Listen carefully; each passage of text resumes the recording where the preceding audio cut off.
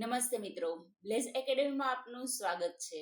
મિત્રો, આજે આપણે જનરલ નોલેજના 25 પ્રશ્ન જોશું. તો ચાલો મિત્રો શરૂ કરીએ. પહેલો પ્રશ્ન છે, શકો પોતાને કયા નામે ઓળખાવતા હતા? તો તેનો જવાબ આવશે ક્ષત્રપ. ત્યારબાદ બીજો પ્રશ્ન, ક્ષત્રપ કાળના સોનાના સિક્કા શું કહેવાતા હતા? તો તેનો જવાબ આવશે સોન્તેલા. ત્યારબાદ ત્રીજો પ્રશ્ન, સુવિશાખ કોનો રાજ્યપાલ હતો? તો તેનો જવાબ આવશે મહાક્ષત્રપ રુદ્રદામા. ત્યારબાદ ચોથો પ્રશ્ન, કણહેરી ગુફાલેખમાં રુદ્રદામાની પુત્રી પોતાને કયા કુળની ઓળખાવે છે? તો તેનો જવાબ આવશે કાર્દમક. ત્યારબાદ પાંચમો પ્રશ્ન, જેના નામ પરથી કર્દમક કુળ પડ્યું એ કર્દમા નદી ક્યાં આવેલી છે? તો તેનો જવાબ આવશે ઈરાનમાં. ત્યારબાદ છઠ્ઠો પ્રશ્ન, રુદ્રદામાના સમયમાં ડાંગ, વાંસદા, ધરમપુર, વાગડનો ભીલ પ્રદેશ કયા નામે ઓળખાતો હતો?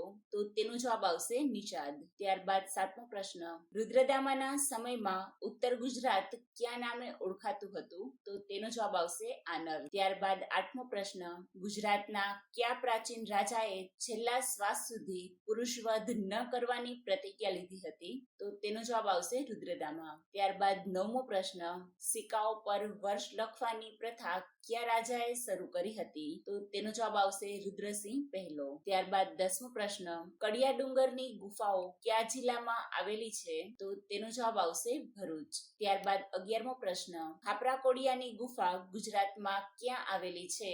તો તેનો જવાબ આવશે જુનાગઢ. ત્યારબાદ 12મો પ્રશ્ન, વિક્રમાદિત્યએ વિક્રમ સંવતની શરૂઆત ક્યારે કરી હતી? તો તેનો જવાબ આવશે ઈસવીસન પૂર્વે 56માં. ત્યારબાદ 13મો પ્રશ્ન, શક સંવત અનુસાર ભારતીય પંચાંગમાં પ્રથમ માસ કયો આવે છે? તો તેનો જવાબ આવશે ચૈત્ર. ત્યારબાદ 14મો પ્રશ્ન, વિક્રમ સંવત અનુસાર પ્રથમ માસ કયો આવે છે? તો તેનો જવાબ આવશે કારતક. ત્યારબાદ 15મો પ્રશ્ન, શક સંવત મુજબ કઈ તારીખે વર્ષનો પ્રથમ દિવસ હોય છે? તો તેનો જવાબ આવશે 22 માર્ચ. ત્યારબાદ 16મો પ્રશ્ન, ક્ષત્રપ કાળમાં ચાંદીના સિક્કાને કયા નામે ઓળખાવવામાં આવતા હતા? તો તેનો જવાબ આવશે કરશાપણ. ત્યારબાદ 17મો પ્રશ્ન, ક્ષત્રપ કાળ દરમિયાન કઈ ભાષા પ્રચલિત હતી? તો તેનો જવાબ આવશે સંસ્કૃત. ત્યારબાદ 18મો પ્રશ્ન, રાજકોટના ઢાંક પાસેની જૈન ગુફાનું નિર્માણ કોના સમયગાળા દરમિયાન થયું હતું? તો તેનો જવાબ આવશે ક્ષત્રપ કાળમાં. ત્યારબાદ 19મો પ્રશ્ન, મુલવાસર અને ગઢા જેવા શિલાલેખો કોના શાસનકાળમાં મળી આવ્યા હતા? તો તેનો જવાબ આવશે રુદ્રસિંહ પહેલાના. ત્યારબાદ 20મો પ્રશ્ન, સાણા ડુંગરની ગુફાઓ ગુજરાતમાં કયા જિલ્લામાં આવેલી છે? તો તેનો જવાબ આવશે ગીર સોમનાથ. ત્યારબાદ 21મો પ્રશ્ન, ભૂમક અને નહપાન કયા કુળના શક રાજા હતા?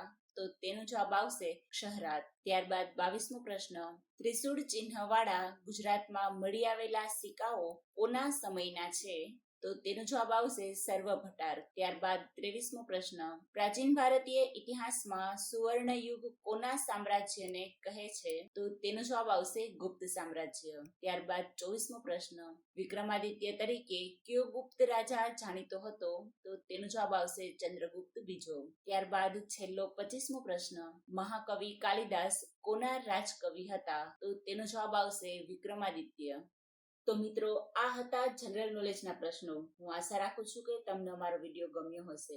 જો તમને અમારો વિડીયો ગમ્યો હોય તો વિડીયોને લાઈક કરો, મિત્રો સાથે શેર કરો અને અમારી ચેનલને સબસ્ક્રાઇબ કરો અને બેલ આઇકન ઉપર ક્લિક કરો, જેથી અમારા આવનારા નવા વિડીયોની નોટિફિકેશન તમને મળતી રહે. તો મળશું નવા વિડીયોમાં. જય હિન્દ, જય ભારત.